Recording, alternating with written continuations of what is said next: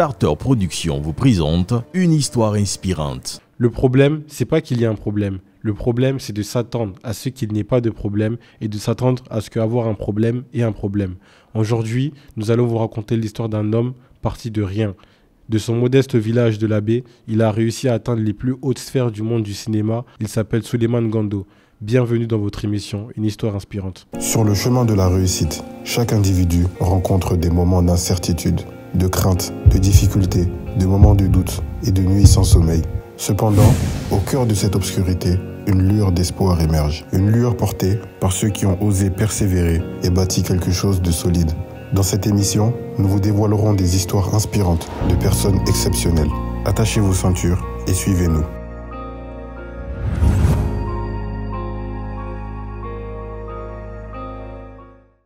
Bonjour Gando, bienvenue dans cette émission. Bonjour. Ça va, merci et toi. Du coup, comme je t'ai expliqué, en fait, cette émission, c'est une émission où on invite des gens qui ont un parcours assez inspirant, des gens comme toi qui ont réussi à accomplir des choses dans leur vie, pour qu'ils puissent venir l'expliquer à notre public et pour que ça puisse inspirer d'autres gens. Récemment, tu as raflé beaucoup de prix, que ce soit sur le plan national, je suis pas sûr, mais sur le plan international en tout cas.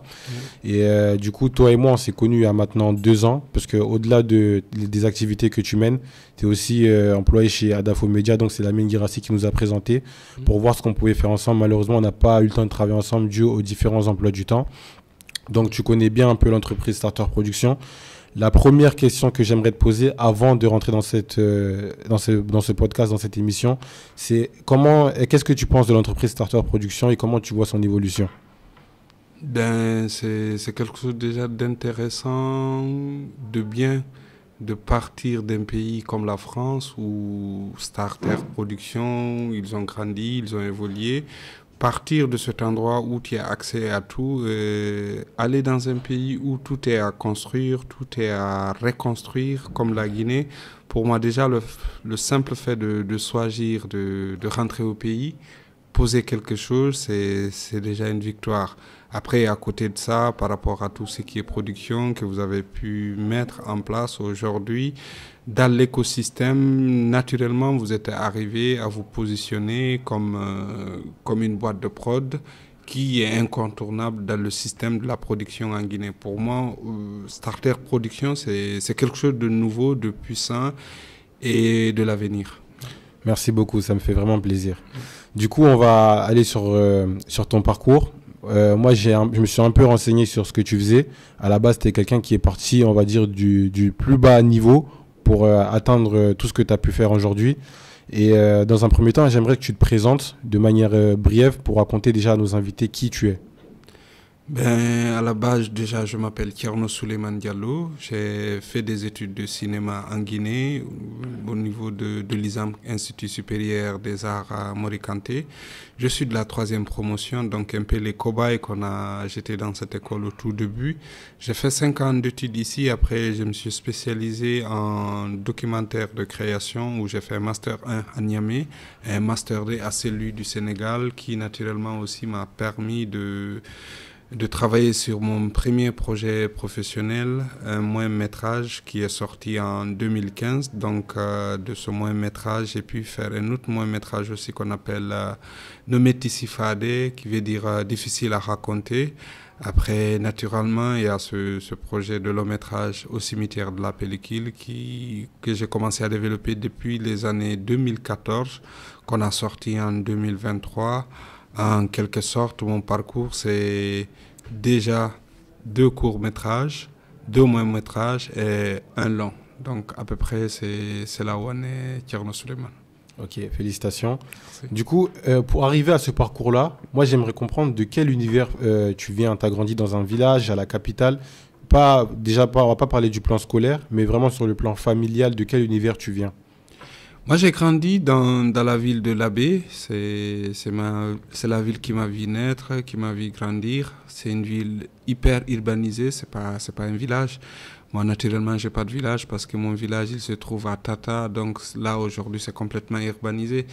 J'ai grandi comme tous ces jeunes qui grandissent dans des pas petite ville, grande ville, parce que l'Abbé c'est une grande ville, où j'ai eu accès à pas mal de choses en termes d'éducation ou aussi en termes de loisirs. Je partais au cinéma.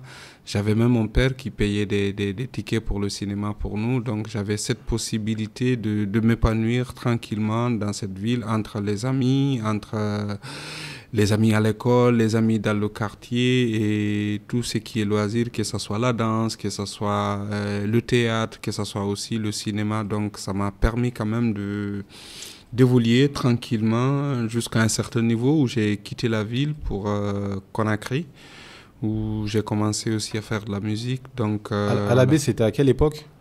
À l'Abbé, c'est entre 80, si tu veux, 84 jusqu'à 99. Ok, autant de l'ancien compter. Donc à l'Abbé, à cette période-là, niveau culturel, c'était déjà très développé.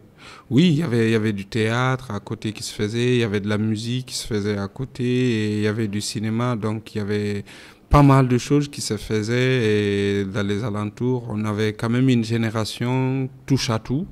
Et à côté de ça, on partait aussi souvent dans les bibliothèques pour fouiller, trouver des bandes dessinées. Donc, sans savoir où ça nous menait, la culture, elle était là, elle était présente. Il y avait des cinémas à l'Abbé à cette époque? Ouais, il y avait pas moins de 2 salles de cinéma à l'Abbé à cette époque. Qui n'existent plus maintenant? Oui, aujourd'hui, qui ont complètement fermé. Il y en a une qui reste, qui s'est transformée en salle de vidéo, qui continue à montrer des films, aussi à montrer du football. Ok. Et au niveau humain, qu'est-ce que ça t'a apporté d'avoir grandi dans une ville comme l'Abbé? C'est déjà l'épanouissement. C'est l'épanouissement où tu as accès à pas mal de choses, où l'éducation aussi est à ta portée. Tu as des parents qui contrôlent cela, qui essayent d'orienter certaines choses qui ne vont pas au bon endroit. Par exemple, quand j'ai découvert le cinéma, j'ai passé beaucoup de temps au cinéma. Je partais même pas à l'école. Et quand mon vieux il a appris ça, il a dit non, je te dirais pas de ne pas aller au cinéma, mais mets l'école en priorité, parce que toutes ces personnes que tu vois au cinéma, ils sont passées par des écoles. Donc si tu vas pas à l'école, je vois pas comment tu peux devenir comme ces gens que tu vois à la télé. Donc ça, j'avais cet environnement qui me permettait de m'épanouir, de me cultiver sans forcément qu'il y ait des blocus. Et tu avais déjà la passion du cinéma à cette époque? Oui, inconsciemment, comme tout jeune, j'aimais voir des films, j'aimais raconter des films aussi, parfois même des choses que j'ai pas vues dans le film, j'arrivais à inventer, je racontais aux amis, ils étaient tout le temps attentifs à ces histoires que je pouvais les raconter. En fait, tu aimais bien raconter des histoires, quoi. Ouais. Du coup, ensuite, tu as suivi à Conakry? Oui, après, je suis parti de l'Abbé, naturellement, pour Conakry, parce que c'était devenu une petite ville pour moi par rapport à toutes ces bêtises qu'on faisait. Tu vois, on était un peu sorti du cadre, donc pour recadrer la personne et le système. Et on m'a envoyé vers Conakry pour poursuivre les études. Donc, l'Abbé, c'était très religieux. C'est une ville très religieuse, parce que moi, j'y suis allé plusieurs fois. Et j'ai constaté que c'est une ville qui est très axée sur la religion également. Oui, bien sûr. C'est quand même là où se trouve la mosquée de Karmoko Alpha. Si tu as remarqué, à l'Abbé, tu as pas mal de communautés qui vivent ensemble. Tu as les Yakanké à côté, tu as les Peuls. Chacun d'eux est dans un quartier. Donc, c'est une ville qui s'est construite autour de la religion, notamment quand sont arrivés les Karmoko Alpha dans les années 1700. Et en construisant ce royaume théocratique, il y a eu l'apport de tout le monde. Donc, la ville a gardé ce côté religieux. Après, ce n'était pas une sorte d'exigence pour nous. Il fallait quand même prier, c'est quelque chose de normal. Il y avait même ces mots, si tu ne pries pas, tu ne manges pas. Mais ce n'était pas fermé aussi, on avait cette porte ouverte vers le monde pour s'épanouir, pour apprendre ce qui se passe ailleurs. Ok, et dans une ville aussi axée sur la religion, est-ce que le cinéma s'est bien vu? Oui. En tout cas, à l'Abbé, que ce soit le cinéma, que ce soit les boîtes de nuit, que ce soit tout ce qui est manifestation culturelle, pas une seule fois on a entendu non, ces manifestations culturelles-là, il faut les arrêter, il faut arrêter ceci ou cela. Non. Tu as toujours les sages, les vieux qui accompagnent les jeunes. Et pour moi, ça permet aussi à ces jeunes de ne pas se perdre dans ce mouvement. Parce que quand tu fais des choses et que tu es obligé de te cacher, sans te rendre compte, tu peux aller au mauvais endroit et tu peux faire des choses, des bêtises, sans te rendre compte. Après, pour qu'on te contrôle, pour qu'on réoriente ça, il faut forcément que les personnes âgées aient accès à ce que tu fais. Donc la particularité de l'AB, c'est ça, c'est cette opportunité qu'on offre à ces jeunes, en tout cas nous à notre époque, non seulement de s'épanouir dans tout ce qui est culture, mais aussi dans l'éducation, mais à côté de ça aussi la religion. Ok. Et comment s'est poursuivi ton parcours du coup après à Conakry? À Conakry, et voilà, c'est le lycée, déjà le collège d'abord à Sangoya, après le lycée à... Déjà, qu'est-ce qui t'a fait quitter la baie? Ben, la ville n'arrivait plus à me contenir. Je faisais plus de bêtises que de sérieux. Et mon vieux, il a compris, il fallait que je change d'environnement. Parce que quand on change d'environnement, on est obligé de s'adapter, de revoir pas mal de choses. Donc, si tu veux, pour sauver un peu la mise ou l'éducation, il fallait que je parte de la ville pour me caser un peu. Ok. Et après, tu as atterri à Conakry? Oui, j'ai atterri à Conakry où j'ai fait le collège à Sangoya, après le lycée à Imbaya, et je suis allé à Dibreka pour les études supérieures. Comment s'est passé ton parcours scolaire? Tu étais quel type d'élève? Ben, le collège, j'étais quelqu'un pas trop sérieux, mais si tu veux, qui savait toujours quoi faire pour avoir juste la moyenne pour aller en classe supérieure. Je n'étais pas sérieux. Après, quand je suis arrivé au niveau du lycée, je me suis dit, bon, il ne te reste pas beaucoup de choses quand même par rapport à ton parcours et ce qui te reste à faire. C'est important et intéressant de te caser maintenant, de prendre les études de sérieux. Mais à côté de ça, il y avait aussi la musique rap qui commençait à se développer à Conakry. J'étais pas qu'un fan, j'étais acteur de ce domaine, je faisais du rap. Après, tu vois, tu développes des choses, tu te dis, mais quand même, pour prendre un micro, vouloir dire des messages aux gens, il faudrait être à un niveau, être à un niveau de culture générale, comprendre pas mal de choses. C'est ainsi, j'ai commencé à fouiller aussi des livres, essayer d'apprendre pas mal de choses pour être à un bon niveau, et jusqu'à ce que je découvre le cinéma à l'école. C'est le rap, en fait, qui t'a poussé à vouloir te cultiver? Oui, c'est le rap qui m'a poussé quand même à c'est un paradoxe en 2024 parce qu'aujourd'hui, c'est tout l'inverse. À l'époque, en fait, vous prenez plutôt un rap qui fait évoluer les mentalités, mais c'est tout l'inverse de ce qui se fait aujourd'hui, en fait. Oui, c'est chaque chose à son temps. Mais après, ça ne change pas, tu vois. Moi, c'était juste une sorte de prise de conscience. Tu as envie quand tu prends un micro pour faire du rap, c'est parce que tu te dis, tu as un point de vue à dire, tu as quelque chose que tu vois, que tu le dis. Mais naturellement, pour pouvoir bien le dire, pour pouvoir bien l'exprimer, il faut être à un niveau de langage cohérent, tranquille. Donc, c'est des choses que moi, j'ai compris très vite, qu'on ne peut pas être acteur de la culture et être un tonneau vide. Tu vois, c'est pas un boulot de mouton. C'est un boulot où vraiment tu dois avoir beaucoup, beaucoup de connaissances. Donc, j'ai pas hésité. C'est quand même le rap qui m'a amené à me cultiver, à être carré, casé, à être quand même sérieux dans ce que je fais. Moi, j'ai pas été rappeur, mais j'ai l'impression qu'on se ressemble un peu sur un point. En fait, on est juste des gens en fait, qui ont beaucoup de choses à raconter et de n'importe quelle manière, en fait, il faut que ça sorte. Ouais, donc, en fait, tu t'es dit, il y avait la musique, il fallait que ça sorte par la musique. Et quand tu t'es dit, en fait, je vais faire autre chose, maintenant, ça passe par le cinéma, par la réalisation de documentaires et de films. C'est un peu ça, en fait. Ouais. Et du coup, à cette époque-là, tes seules passions, c'était la musique ou t'en avais d'autres? Ouais, c'était plus la musique. Il y avait le théâtre à côté, mais j'étais plus focus sur la musique rap. Ok. Et ensuite, comment s'est lancée ta carrière de réalisateur? Ou il y a eu des étapes avant ou comment ça s'est lancé? Donc, tu vois, à partir du moment avec le rap, je me suis dit, il faut se cultiver, il faut avoir quelque chose comme bagage intellectuel. Et que j'ai découvert le cinéma, si tu veux, j'avais déjà un pas parce que je savais facilement, je pouvais décrire les choses que je voyais, facilement, je pouvais raconter une histoire. Et quand j'ai vu le cinéma, c'était encore plus ouvert pour moi parce que, tu vois, c'est un art, on ne peut pas dire forcément complet, mais c'est un art où tu retrouves beaucoup de formes d'art. Et du coup, ça a commencé comme ça. Petit à petit, je me disais, bon, le rap, il est bien, il est intéressant, mais là, j'ai quelque chose sous la main. C'est quand même la suite logique de tout ce que j'ai fait depuis l'école primaire en passant par le collège et le lycée. L'aboutissement, c'est le cinéma. Donc, il faudrait prendre le cinéma à un degré très élevé. Donc, aller à l'école, apprendre le peu qu'on nous donnait, mais à côté de ça aussi, c'est aller dans la bibliothèque de l'Institut, fouiller sur pas mal de choses, parfois qu'on n'a pas forcément accès en classe, mais que tu peux avoir accès à travers ces livres. Et le grand déclic, si tu veux, par rapport au cinéma, quel cinéma faut faire, comment le faire, c'est une rencontre avec Cheikh Fanta Madi Camara qui est arrivé dans les années 2008 en Guinée. Il est passé à l'école, il nous a montré pas mal de films qui se faisaient ici et ailleurs. Et là, tu as un déclic parce que avant de le rencontrer, la plupart des films qu'on voyait, c'était, si tu veux, c'est des productions qui venaient de l'Occident, que ce soit Hollywood, que ce soit l'Europe ou que ce soit l'Inde ou la Chine. Donc, on avait du mal à cerner un peu cette histoire de représentation de, si tu veux, de l'homme noir. Comment l'homme noir, il se raconte, qu'est-ce qu'il faut raconter. Raconter nous-mêmes notre histoire. Voilà, raconter nous-mêmes notre histoire. Donc ça a été un déclic avec Cheikh Fanta Madi. J'ai fini le cycle ici de cinéma, scénario, réalisation. Après, j'ai vu un appel à projet qu'on appelle Africa Doc, sur une résidence d'écriture sur le documentaire. Et j'ai postulé, on m'a sélectionné.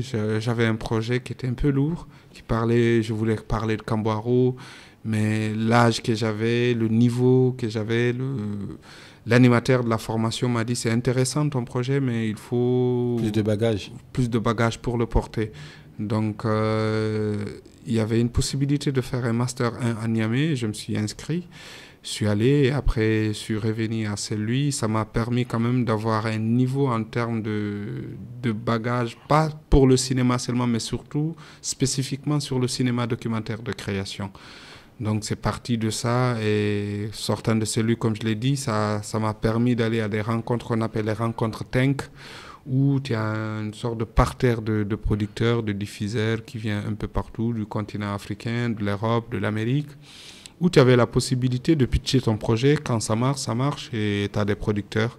Donc c'est comme ça que j'ai eu le premier producteur qui a produit mon premier moyen-métrage en 2015. En 2015, ok. Ouais. Donc le départ, c'était à peu près en quelle année, ton départ? Mon départ, si tu veux, c'est à peu près en 2011, 2012, parce que avant déjà de partir faire ce master, j'avais déjà commencé à travailler avec Merly Prod qui faisait en ce moment des clips. Donc je proposais naturellement le scénario du clip Instinct Killer qu'on appelle Dewi. Je connais bien. Voilà, c'est moi qui ai posé l'écriture de ce scénario. Après, j'ai fait un documentaire sur leur parcours un tout petit peu. L'album vidéo qu'ils ont fait, que ce soit Gangsta, Saturday Night, tout ce qui a suivi cette année avec Instinct. J'ai travaillé là-dessus au niveau de l'écriture. Après, je me dis, bon, écoute, il faut que ça soit plus fort que ça, quoi. Tu ne peux pas rester sur des trucs superficiels. Et c'est comme ça que je suis parti à Niamey. Mais ça démarre là. Et après Niamey, je suis revenu en Guinée. J'ai fait mon premier court-métrage qu'on appelle Matricule 60076. Ça, c'était en quelle année? Ça, c'était en fin 2012. Fin 2012. Okay. Après, en 2013, j'ai fait Voyage vers l'espoir, qui est mon film de fin d'études du master. Donc à peine un an après avoir commencé, tu avais déjà commencé à réaliser ton premier film. Ouais. Et la première fois que tu as une boîte de production, en tout cas une grosse boîte de production qui a produit ton premier film, c'était en 2015, c'est ça? Oui, c'est en 2015. Donc tout ça, ça a pris 4 ans. Ouais, ça a pris 4 ans entre, si tu veux, entre les 2 masters qui m'ont pris 2 ans. Après le temps comment on appelle ça, d'aller rencontrer les producteurs. Lui, je l'ai rencontré en fin 2013 et le projet, il s'est mis en place sur la production et la post-production, il s'est mis en place en 2015. C'est fort et c'est très court parce que la plupart des réalisateurs qui prennent 10 ans avant de... Ouais, ça dépend des projets, ça dépend aussi des circuits. Tu vois, la possibilité que tu as, toi, à pouvoir raconter un premier film, c'est toujours difficile à le faire parce que tu connais pas beaucoup de choses, tu n'as pas beaucoup d'expérience. Donc, pour aller vite, il faut être à un autre niveau aussi. Moi, j'avais quand même cette chance, si tu veux, avec le Master 2, non seulement de produire mon film de fin d'études qui est de 26 minutes, Voyage vers l'espoir, qui s'est pas mal promené aussi. Mais tu avais la possibilité, après le master, de revenir avec un projet professionnel, déjà que tu développais au niveau du master en résidence. Donc, si tu veux, le master a permis d'enclencher les choses tranquillement, naturellement, sans que ça soit une sorte de blocus. Donc, après le master, ça a bougé. C'est vrai, c'est pas tous les amis avec lesquels j'étais au master qui sont devenus aujourd'hui des réalisateurs. Il y en a sur une promotion où on était 8. Il n'y en a que 3 qui ont pu continuer à faire des films. Tout le reste, ils ont abandonné. Ouais, il y en a un qui est devenu producteur, qui a fait pas mal de choses. Diedo Alaka, qui est camerounais, qui a installé le Yaoundé Film Lab au Cameroun, qui a installé un master en audiovisuel. Malheureusement, il est décédé. Mais si tu veux, sur les 8, il y a 4 qui sont restés dans le cinéma, 4 ils sont complètement out du cinéma. Ok, 50% quoi. Ouais. Ça va. En tout cas, je pense que c'est très inspirant comme parcours. Et après, comment ça s'est passé la suite? Parce qu'après, tu as lancé des films. Et je sais aussi que avant même d'arriver à ce point-là, tu m'as dit que tu as travaillé avec Meur Libre Prod de Abla Mbaye. Ouais. À la base, c'est des gens avec qui tu avais rappé quand tu étais à l'époque où tu faisais du rap. Non, on n'était pas trop liés par rapport au rap. C'est à partir des clips qu'on a été liés. C'est Moussa que j'ai vu une fois. J'ai dit, vous faites des bons clips, il y a une bonne photographie, mais le contenu, il est à revoir. Il me dit, bon, si tu penses comme ça, tu peux nous proposer comme ça. C'est comme ça, je suis rentré dans ce système. Et la première proposition, c'était D8 de Instinct Killer, qui quand même constitue, si tu veux, un tournant sur la réalisation des clips vidéo dans ce pays. Ton point de départ, c'était les clips? Ouais, ça a été ça. Ok. Et ensuite, là, tu nous as un peu expliqué le démarrage dans ta carrière cinématographique. Et ensuite, tu as commencé à lancer, en tout cas à monter des plus gros projets cinématographiques. Est-ce que tu peux nous parler de ça un peu? Oui, tout est parti, si tu veux, de ce parcours de master, mais qui te permet aussi de rencontrer d'autres qui sont des producteurs, qui sont des diffuseurs. Mais tout se joue sur, si tu veux, sur le dossier, sur l'écriture. Et l'avantage que moi j'avais, tu vois, avec ce parcours de rap, c'était déjà de l'écriture. À l'université, je travaillais pas mal parallèlement à fouiller, à écrire. Donc, j'avais un peu, si tu veux, la plume de raconter ce que j'ai envie de dire sans avoir des complications, avoir une idée et ne pas pouvoir développer cette idée, quoi. Donc, c'est parti vite parce qu'il y avait, je ne peux pas dire ce talent, mais cette possibilité d'écrire facilement. Et c'est parti avec Un homme pour ma famille en 2015 qu'on a produit, je me rappelle, avec quelque chose de 10 jours de tournage en Guinée. Et on devait avoir 4 semaines de montage. Et moi, je suis arrivé avec 1 semaine de retard. Et au bout de 10 jours, on avait déjà fini le montage. Et ça, c'était quelque chose d'étonnant même pour celle qui travaillait sur le montage. Elle me dit, jamais de la vie, je n'avais pu faire le montage d'un moyen-métrage de plus de 52 minutes au bout de 10 jours. Donc, ça m'a permis aussi de comprendre que oui, tu as quelque chose qui est là, qui est bien, donc tu peux le développer, tu peux mettre de la vitesse. Donc, à partir de ça, j'ai sorti le film en 2015. Il a été sélectionné aux États généraux du film documentaire. Il a été à l'Ixor African Film Festival. Quelques festivals après, naturellement, je me suis dit, bon, écoute, ça, c'est le premier, il faut passer au second. Et c'est à partir de cet instant que j'ai commencé à développer au cimetière de la pellicule. Comment ça s'est passé au cimetière Déjà, c'est quoi au cimetière de la pellicule? Au cimetière de la pellicule, c'est un endroit où on a sorti des bobines, qui est naturellement la pellicule, parce qu'il n'y avait plus de place, parce que ces bobines commençaient à se détériorer. On a creusé un grand trou, on les a mis dedans, on a rajouté du carburant et on a mis du feu. Donc au cimetière de la pellicule, c'est la Guinée. La Guinée qui, dans les années 60, a produit pas mal de films. Des centaines et des centaines de films ont été produits dans ce pays, que ce soit des films de fiction, que ce soit des documentaires, que ce soit aussi des films d'actualité. Donc, après ces coups, naturellement, l'État s'est désengagé de tout ce qui est culture. Donc, le cinéma, il a été privatisé. On n'a pas pris en compte sur l'archivage, la conservation des films. On les a gardés là où se trouve l'actuel centre culturel franco-guinéen, qui était notre cinémathèque nationale. Donc, à partir des années 2000, il y a la coopération franco-guinéenne qui cherchait un endroit où mettre en place le centre culturel franco-guinéen. Donc, naturellement, on les a donné le centre culturel où il y avait pas mal de bobines qui étaient gardées, mais qui étaient gardées dans des mauvaises conditions. Et du coup, on a sorti ça, on a mis dans un trou, on a enterré. D'où même le titre Au cimetière de la pellicule. C'est la Guinée où on a enterré des archives. Ok.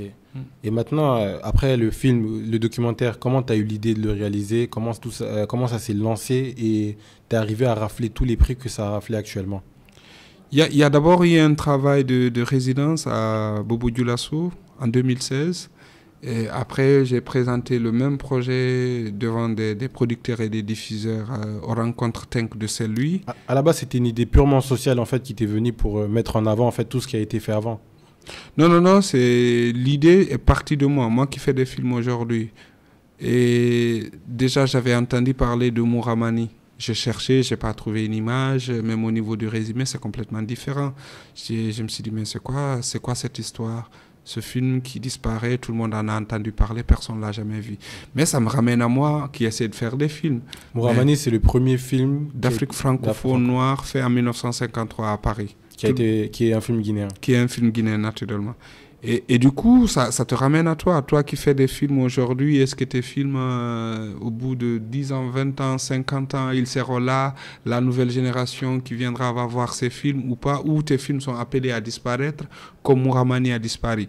Donc, c'est un réel problème. Déjà, on fait des films qui sont sont pas vus dans nos pays parce qu'il n'y a pas d'infrastructure, il n'y a pas de salle de cinéma, pas du tout. Et quand ces films aussi disparaissent, pour moi, c'était quelque chose de violent. Et ça m'a amené à m'intéresser tout ce qui est conservation des films et archives des films, mais à m'intéresser aussi à l'histoire du cinéma en Guinée.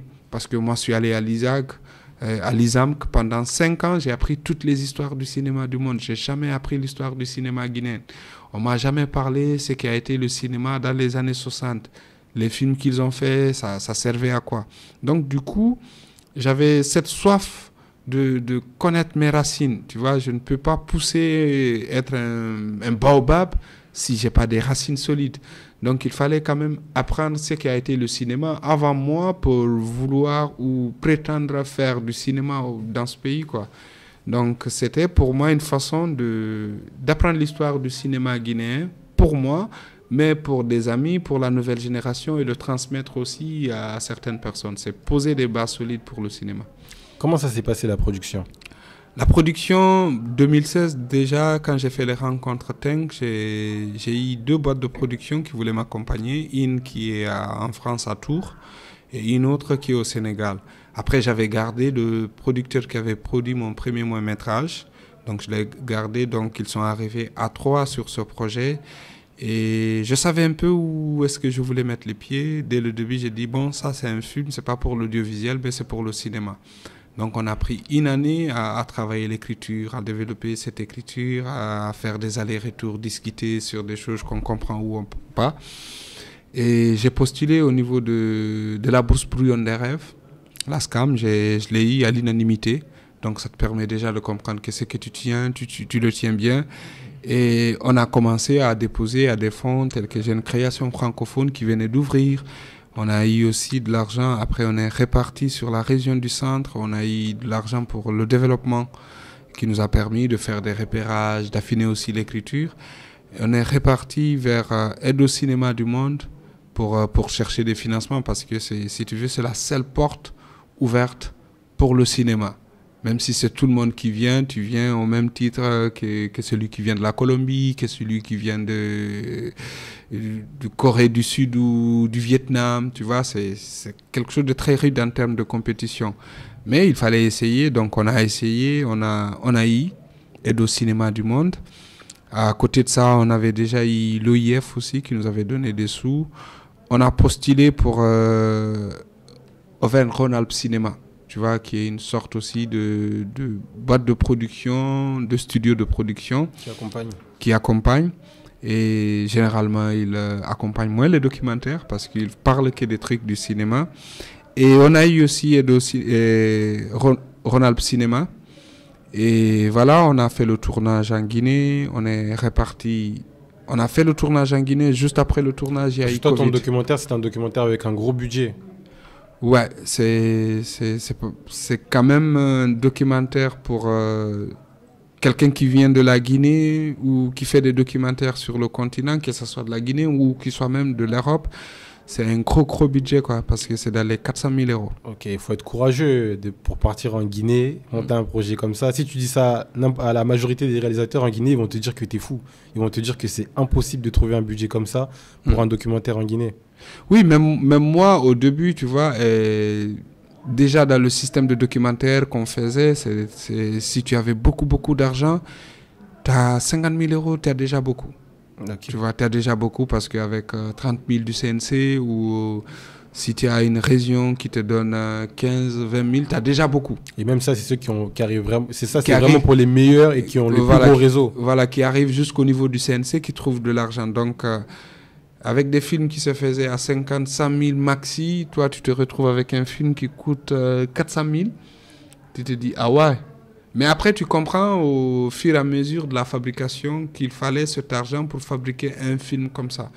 Tu vois, parce que c'est pas un film où tu ramènes juste quelqu'un au niveau de l'image et tu demandes à l'autre de se débrouiller avec une perche. Tu vois, tu prends pas en compte le son, tu vois.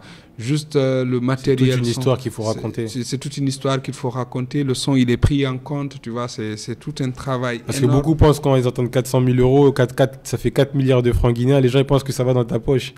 Non, c'est pas de l'argent qui va dans ta poche. Naturellement, il y a ce qu'on te paye dedans en termes de droits d'auteur, en termes de salaire technicien, réalisateur, les billets d'avion pour écrire et corriger tout ça. C'est beaucoup de finances, mais tu vois, après tu comprends parce que nous, quand on a fini le tournage en Guinée, on est resté bloqué pendant une année avec Covid.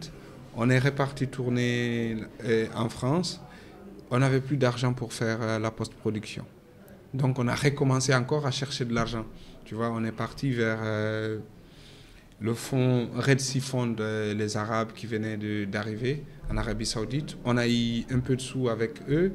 On a redéposé encore au niveau de l'OIF, au niveau de la jeune création francophone pour avoir des aides à la post-prod. Et on a eu aussi des sous avec ces gens.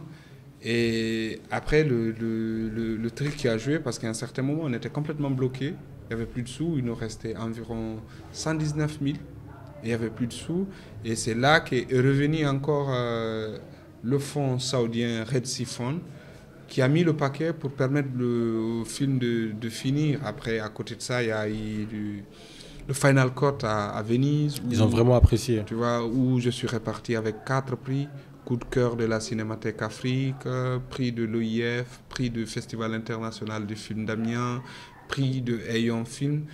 Ça a non seulement mis de la lumière sur le projet, mais à côté de ça, il y avait le responsable du fonds saoudien qui était à côté, qui nous a demandé « Ah, ça vous manque combien pour finir ce film? Il est vraiment intéressant, il ne doit pas traîner. » Il nous manque environ 119. Il dit « Bon, je ne sais pas, mais on va trouver de l'argent. » Donc, c'est eux qui sont venus en appui à la fin pour permettre au film de finir au bon moment.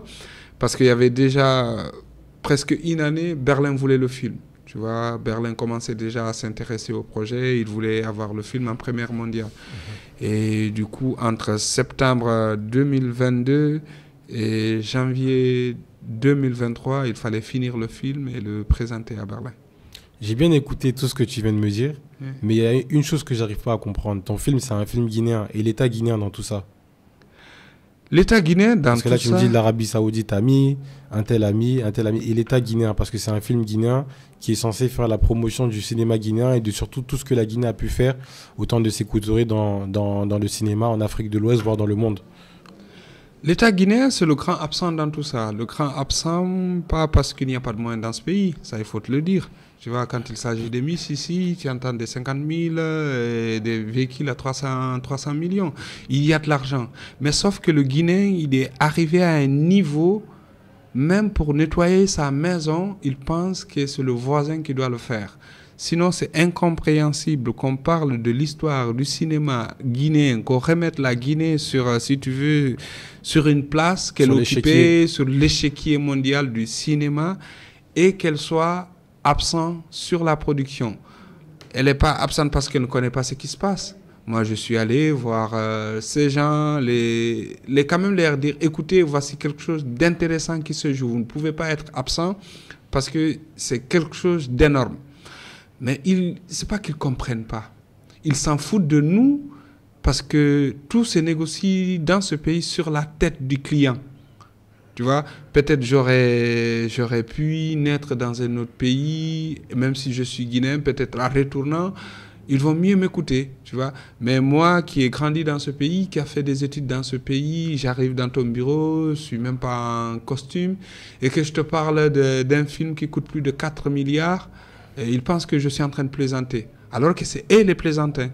Parce que moi, j'ai fait ce boulot pour moi, mais c'est pour le pays. C'était l'occasion aussi pour l'État de se remettre dans le circuit, de porter le projet, de dire aux gens, écoutez, ça c'est notre histoire, c'est notre passé, ça nous intéresse plus que tout le monde.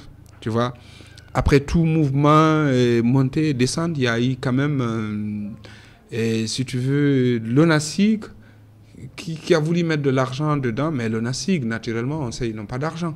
Ils n'ont pas d'argent. Ils dépendent du ministère de la Culture. Ils dépendent du ministère de la Culture, mais ils n'ont pas d'argent, il faut le dire. Donc, quand les ministres te demandent d'aller voir les démembrements de l'État qui sont chargés de pousser le cinéma, c'est parce que le ministre, il a envie de se désengager de se débarrasser de toi. De se débarrasser de toi. Au même moment, ces gens, ils partent en conseil de ministre. T'imagines quand même, quoi, c'est violent. On a vu, fin 2001, tout l'État guinéen, le gouvernement, le président compris, soutenir la Miss. C'est normal, c'est bien. Ils l'ont accompagné, ils ont sorti de l'argent. Cette année Non, fin 2021. 2021. Tu vois, avec Miss Monde. Donc, il y a eu tout un mouvement où les responsables de l'État, que ce soit les ministres, premiers ministres, ils ont mis le paquet double. Mais Miss, c'est pas notre culture, les gars. C'est clair. Tu vois, c'est pour te dire jusqu'où la bêtise est allée au plus haut niveau de l'État. Ils n'arrivent même pas à faire la différence entre ce qui est archive, mémoire pour le pays et ce qui est bling-bling pour l'international. L'essence même de la Guinée, on a oublié. L'essence même de la Guinée, ils l'ont oublié de côté, quoi, tu vois. Donc, ils ne sont pas venus. C'est comme si on te disait, bon, écoute, on va te donner quelque chose pour que tu fermes ta gueule. C'est comme si moi, je suis comme tous ces jeunes Guinéens, quand on parle de projet, donnez-moi 50 millions, c'est beaucoup. Sur un budget de 4 milliards, l'État guinéen vient avec 50 millions. Quelle honte! Quelle honte! Et c'est les mêmes qui peuvent te dire, non, nous, on est là, on est différents des anciens. Non, ils sont pires que les anciens. Parce que les anciens, au moins, ils te fermaient la porte, ils ne t'accueillaient pas, ils ne te disaient rien, ils s'en foutaient de ce que tu faisais. Aujourd'hui, tu as des gens qui te font semblant qu'ils sont au top, qu'ils connaissent comment ça se passe, les choses dans le monde. Mais ils sont des incultes à un niveau pas possible. Tu vois? Et c'est ce qui est violent. Parce que c'est des jeunes comme toi et moi. Ce n'est pas des vieux très âgés. C'est des jeunes qui sont dans la tranche de la trentaine, de la quarantaine, même pas de la cinquantaine. Et quand tu vois des jeunes comme ça agir, tu te dis, mais on est très mal...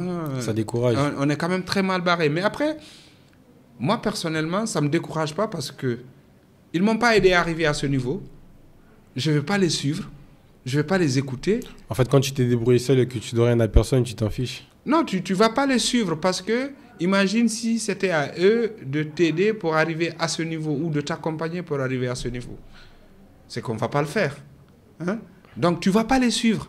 Tu ne te poses plus la question, qu'est-ce qu'eux, ils peuvent t'apporter, mais qu'est-ce que toi, tu peux apporter au pays?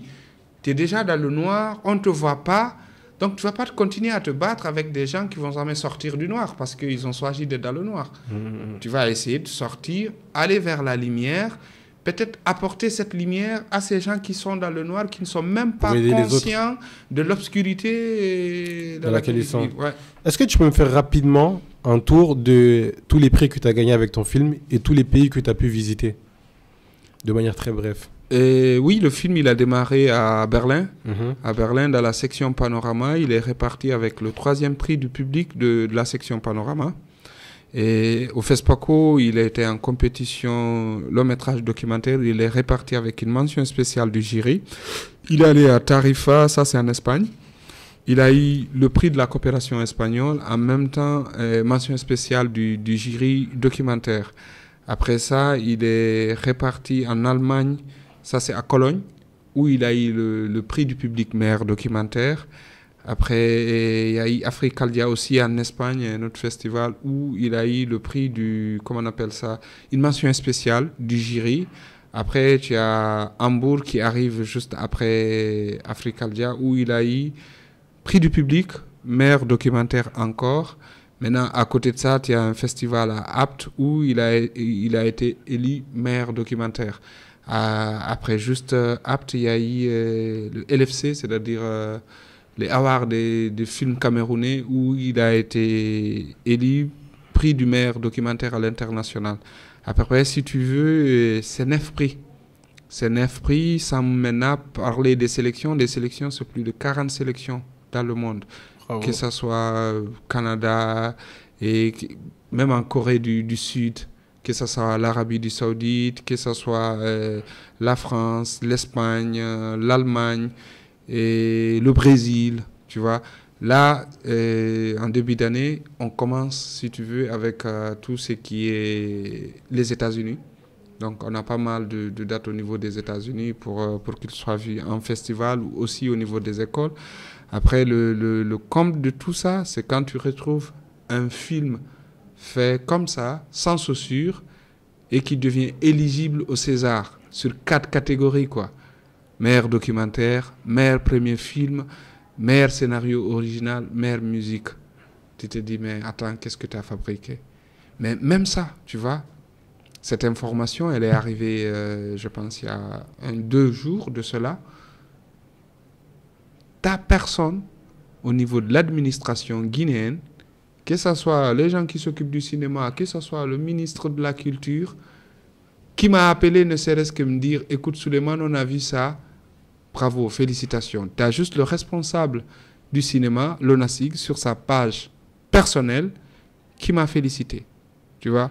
Donc tu fais tout ça, tu vas pour concurrencer les grands du monde, on pense que chez toi, tu es juste quelqu'un qui parle. Tu vois?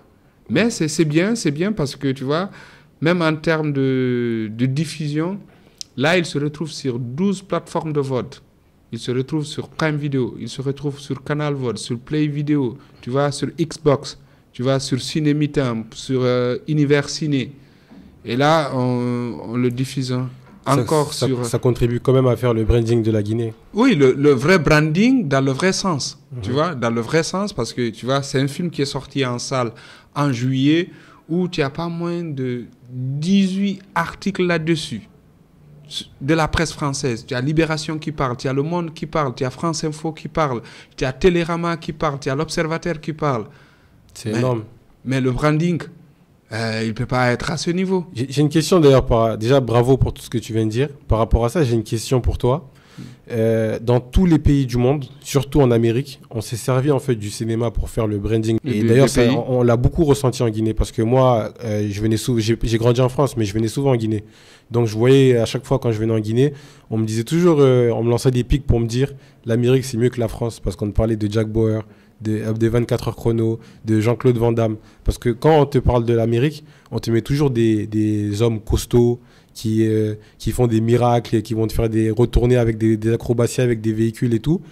Mais en Guinée, quand on te parle du cinéma, les gens qu'on met en avant à travers le branding, c'est jamais des gens réellement qui vont, quand tu vas regarder à l'international, tu vas les voir, tu vas te dire waouh, le Guinéen c'est ça. On te met toujours des comédiens. Après, c'est pas pour les dénigrer, hein, mais ça reste une réalité. On va te mettre des comédiens, on va te mettre Grand P, on va te mettre.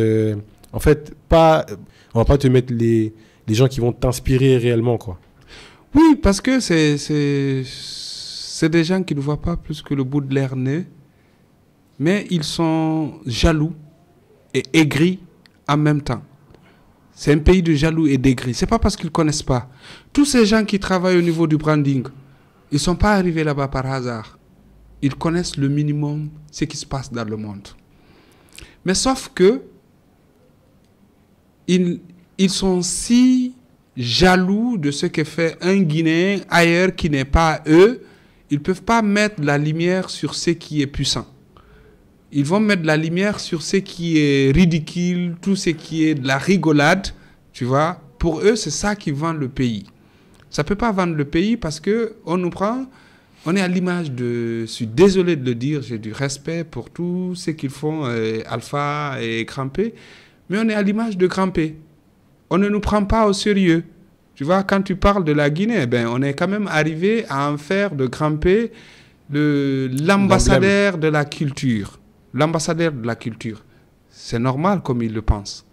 Mais pour en faire de quelqu'un l'ambassadeur de la culture, il faudrait déjà qu'il soit un vrai acteur de la culture. C'est qu'on peut décider d'en faire quelqu'un une star, mais on ne peut pas décider d'en faire quelqu'un un artiste. L'artiste est un emblème qui nous représente. Tu vois, l'emblème qui nous représente doit être quelque chose de significatif. Tu vois, sans rentrer dans la prétention. Tu vois, si tu prends 2003, moi, tu n'as pas cet artiste en Guinée qui peut arriver là où je suis. À la table où je m'assois, cet artiste guinéen, il n'existe pas. Qu'il ait des millions ou des millions, je ne sais pas, de vues sur YouTube ou sur Facebook, on ne s'assoit pas sur le même endroit. Moi, je vais à Paris pour présenter mon film, je ne vois pas la communauté guinéenne. Je présente mon film aux Français. Tu vois, je présente mon film à La Rochelle, je le présente à des Français. Tu vois. Donc, quand des gens dans ce pays qui pensent qu'ils ont un petit bout de pouvoir, que maintenant ils peuvent décider de vie ou de mort des gens, ils se trompent. Tu vois, ils sont là pour quelques temps. Ils vont disparaître comme tous ces gens qui sont venus, qui n'ont pas fait leur boulot. À moins que s'ils faisaient leur boulot, ils peuvent résister au temps. Mais quand tu prends un branding Guinée, c'est pas faire un logo, le mettre partout. Ce même logo, tu le vois où? En Guinée. Tu vois, peut-être toi, tu te promènes, tu vas ailleurs, tu reviens. Mais est-ce que tu sens que ce logo, il existe quand tu es hors de la Guinée? Ce n'est pas aux Guinéens qu'on peut vendre la Guinée. C'est aux étrangers.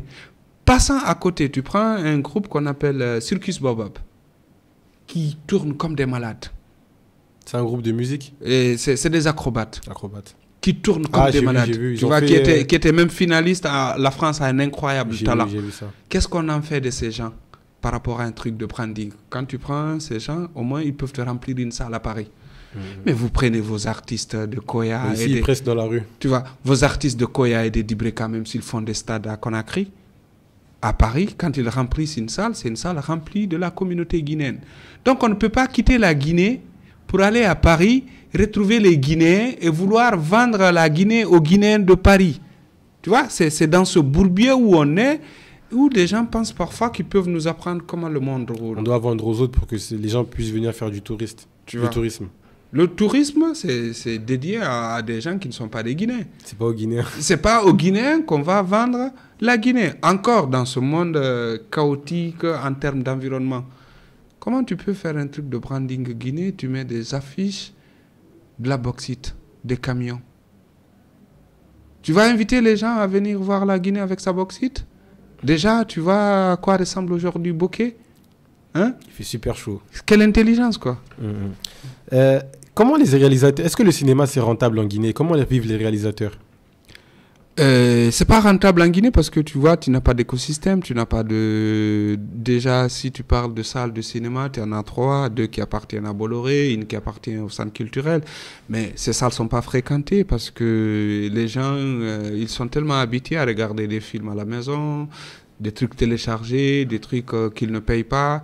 Quand il s'agit d'aller au cinéma, payer un billet, voir un film pour eux, non, c'est pas ça qu'il faut faire, tu vois. L'écosystème, il n'existe pas dans ce pays. Mais on continue à se leurrer, on pense que nous, on est des enfants, je ne sais pas, on est des génies. On dit toujours le mot. Le Guinéen, c'est un génie. Tu vois, on pense qu'il dépasse le Sénégalais, qu'il dépasse le Malien, qu'il dépasse tous les autres. Alors que les autres, ils travaillent, ils sont en avant. Et nous, on pense qu'on est des génies. Et un beau jour, on va se réveiller, on va faire des trucs exceptionnels. C'est faux, on ne travaille pas, tu vois. Donc, à partir du moment où l'écosystème, il n'y a pas, les textes de loi par rapport au cinéma, c'est inexistant. C'est ces derniers temps, quand même, au niveau de l'ONACIG, on commence à parler de relance, de plans stratégiques, de développement du cinéma, tu vois. C'est ces derniers temps qu'on commence à parler de ça. Mais même ça, pour que l'ONACIG puisse faire un plan de développement de son cinéma, l'ONACIG est obligé d'aller chercher de l'argent avec les bailleurs de fonds à l'international, aller demander aux gens qui, d'ailleurs... Le NACIG n'est même pas financé en majorité par l'État guinéen. ils peuvent te dire que c'est financé. Mais l'État guinéen est même incapable de mettre de l'argent pour l'ONASIG pour financer son plan stratégique de développement. Il faut que l'ONASIG aille chercher ça avec d'autres bailleurs, que ce soit l'Union européenne. Tu t'imagines? Mais eux te diront qu'en période de transition, que ce n'est pas la priorité. Mais c'est quoi la priorité dans ce pays? Tout est prioritaire. Mais surtout la construction de l'humain. L'être humain, on doit le construire dans ce pays. Le Guinéen, il est devenu quelqu'un qui n'a presque plus de valeur. Hein? L'honnêteté, la sincérité, le travail, c'est des valeurs. Hein? Mais on ne construit pas ça. On ne peut construire ça qu'en essayant de travailler sur tout ce qui peut influencer, impacter la mentalité de ces gens en termes humains. Et tu te réveilles à Conakry, un beau jour, on te dit il y a manifestation à tel endroit parce qu'il n'y a pas d'électricité. La patience des gens n'est même plus là parce que l'éducation n'est pas là, l'humain n'est pas construit. Ils vont faire des routes, ils vont faire des hôpitaux, mais qui utilise ces routes comme c'est la priorité? Qui utilise ces hôpitaux? C'est des humains. Mais c'est des humains qui ne sont pas préparés parce que mentalement, ils n'ont plus de valeur. Donc la priorité pour le Guinéen, c'est la ressource humaine. Rapide.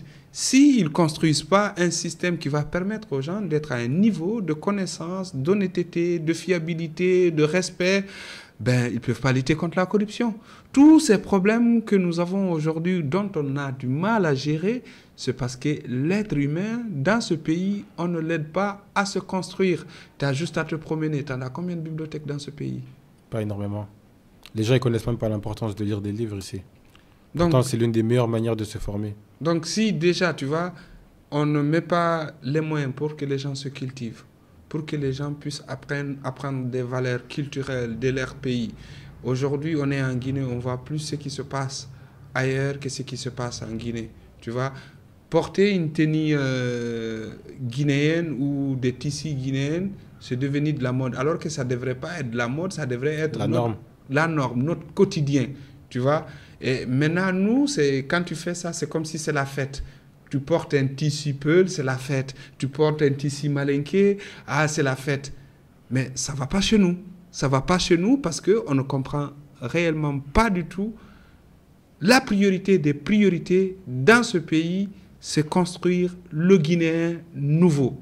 Arrêtez vos routes, parce que vos routes, vous les mettez aujourd'hui, les gens vont prendre de l'eau à l'intérieur, ils vont jeter sur les routes. Vous mettez des routes, les gens ils vont venir, ils vont brûler des pneus. Alors, avant de construire vos routes et vos bâtiments de béton, construisez des humains.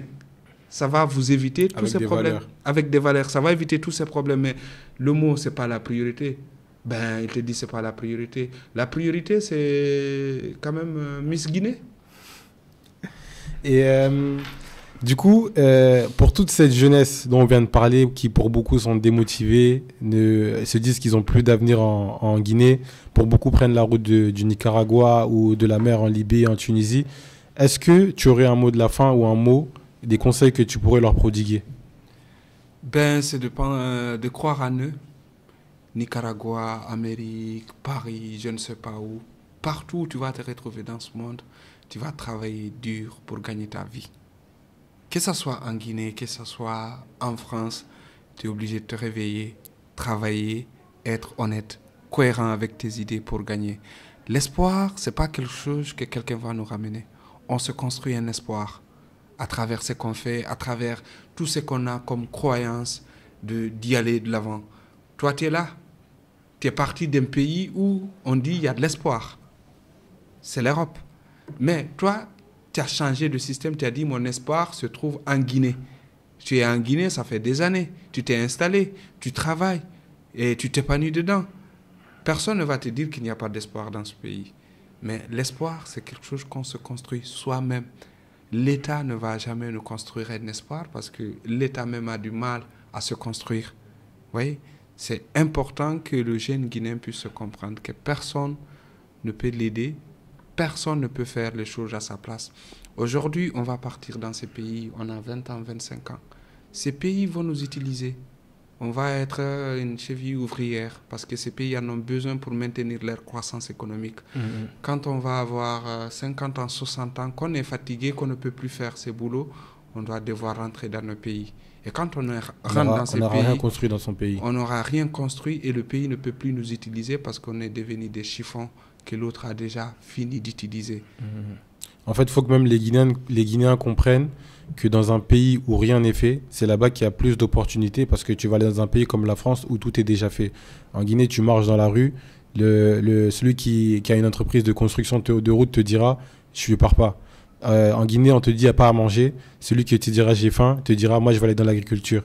Celui qui te dira « il n'y a pas d'infrastructure pour les écoles », il te dira « moi, je vais aller construire des écoles ». En fait, tu as tout à construire. Alors que tu vas aller en France, tu vas juste servir à un employeur qui va faire tourner son entreprise et à la fin qui te dira « ciao ». Tu profites de tu n'auras même pas de retraite peut-être parce qu'on ne sait pas si ça existera encore dans peut-être 30 ans pour les jeunes comme nous. Et on te dira juste ciao, bye bye. Même si tu es à la retraite, tu es obligé soit de rester là-bas, soit de faire un aller-retour pour récupérer ta retraite. Donc ça devient une sorte de prison de la réussite. Et on ne réussit pas comme ça. Tu vois, l'espoir se trouve en nous. Personne ne peut nous donner de l'espoir. C'est de la même manière que tu te réveilles un beau jour, tu as dit « je m'en vais chez moi, je vais faire des choses magnifiques ». C'est de la même manière que moi, je suis là, j'ai des opportunités à voir plein de pays, aller dans plein de pays. Je dis « non, je rentre chez moi ».